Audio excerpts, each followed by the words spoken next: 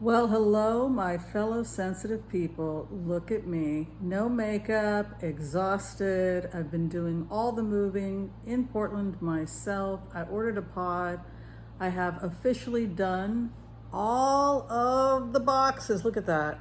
This is the new apartment. And as you can see, there's plenty of work still to do.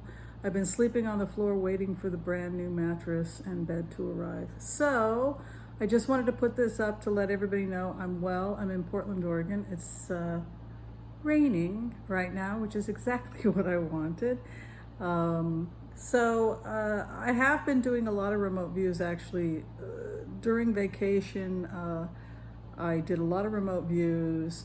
We, documented everything. And then it was one of those things where I know I'm supposed to record this. I just don't know when I'm going to have time to record this. So the first remote view was really putting ourselves in the shoes of Nikki Haley and the GOP convention. I've been really doing the empathy technique, the heart-centered technique, to really try and put myself in the shoes of all the different people that are going to be part of the GOP convention. It was interesting to first put myself in the shoes of Nikki Haley because she really doesn't want to be in the middle of the whole revolution that seems to be happening within the GOP. She's not going to participate. She's not going to challenge Trump. There's nobody coming out and challenging Trump. The other person that I tried to put myself in the shoes of was Mitt Romney, because people had talked about Mitt Romney. But when I put myself in the shoes of the GOP and Mitt Romney, there was a feeling that he was someone who had betrayed the party, had betrayed Donald Trump. I don't think that he would receive a warm welcome if he were to go to the GOP convention. And so for that reason, he did decide not to show up at the GOP convention. But it's really a feeling like he's a Benedict Arnold. There's no love lost there. So I don't see him showing up there and challenging anyone because it's just too hostile of a situation. However, the interesting thing that did emerge from the meditation had to do with donors, the people that are financially invested in this president and want to keep him in office. And many of them are starting to pull away and instead focus on Biden. Specifically, what we saw in the meditations was the pharmaceutical industry starting to pull out away from this president. Certain investors in Texas, particularly Texas Oil, starting to pull away from this president. I also was focusing on the fact that we're starting to see finally a crumble in the evangelical support of the president. So, what remains? He still has outspent or outraised Joe Biden in terms of the campaign, but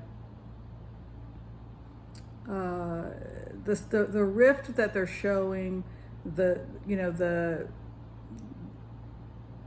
group of people that are coming together with Biden, a GOP, I think it's going to really lead to possibly an all-out insurrection on the floor of the GOP convention. It's interesting because I had done a remote view. I had a lucid dream where the president showed up at the convention, but there was nobody there, that he had basically been abandoned. If the super delegates, if you've got 200 super delegates and they're contributing millions and billions, millions of dollars to his rallies, and he can't do his rallies, and you stop funding him and his campaign, then theoretically that's going to make it very difficult for Trump to win an election going forward.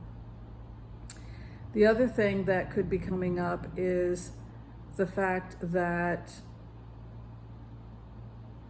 if Biden picks a VP pick that can unify not only the party, but bring independents and people that may themselves feel that they've been kind of left out of the equation. We'll see. For a long time, I thought it would be Elizabeth Warren because she would unite the party. Now a lot of people are talking about Kamala Harris. I'm a little concerned about Kamala Harris just because she doesn't poll well necessarily with certain people who are independent, but we'll see.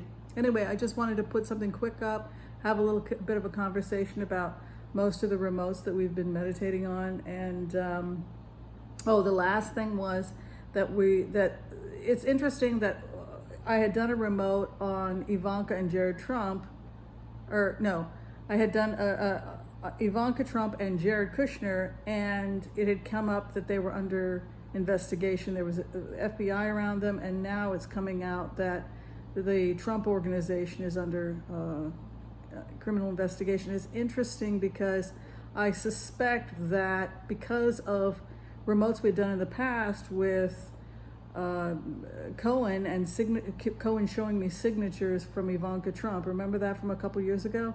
I think that may be why we're now seeing Ivanka Trump and Jared Kushner and the FBI around them in relationship to this new evidence that's coming out about fraud and possibly signatures. So we'll all stay tuned and see what's going to happen with that. I will try and post something a little bit longer in the future, but right now I gotta get through all of that. Be sure and post your questions below, and hopefully we can do a tarot card blitz in the next couple days. Thanks for watching, everyone, and we'll see you next time. Bye.